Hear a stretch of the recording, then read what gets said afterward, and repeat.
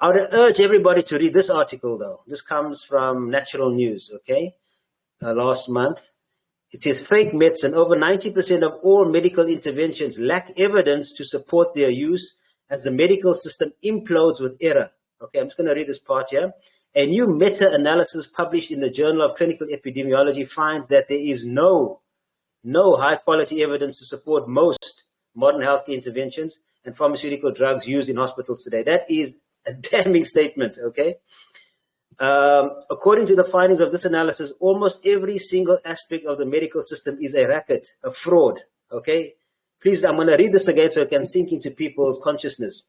According to the findings of this analysis, almost every single aspect of the medical system is a racket, a fraud. It's not just the inhumane Wuhan coronavirus, COVID-19 so-called protocols and the so-called vaccines that have failed the world. Almost every single pharmaceutical intervention approved since 2008 carries more risk than benefit. Up to 94% of medical interventions lack evidence to support their use. This is a meta-analysis finds 94% of medical interventions are lacking evidence to support their use. I left allopathic medicine quite a while back because I saw right through the fraud, through the deception and the harm and deadliness that this so-called medicine, wreaks upon the world, okay? It wreaks havoc across the world, this system of so-called medicine that we have. And I think it's about time people really woke up. It was not too late already, okay?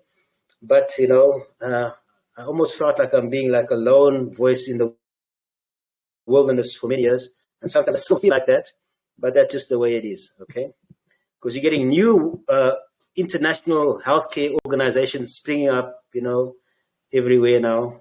And they're all promoting health, challenging the World Health Organization. But if you look at what they're doing, there's very little difference, to what they're doing and to what the World Health Organization and pharmaceutical companies are actually doing. Okay, so one should question, have an open mind, a questioning mind rather.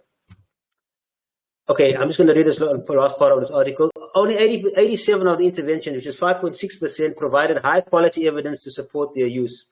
Even worse, significant harms were measured in 577 or 36.8% of the interventions studied. A shocking 127 of the interventions caused statistically significant evidence of harm. There were more interventions found to be significantly harmful, 8.1%, than there were interventions that had evidence to support their use.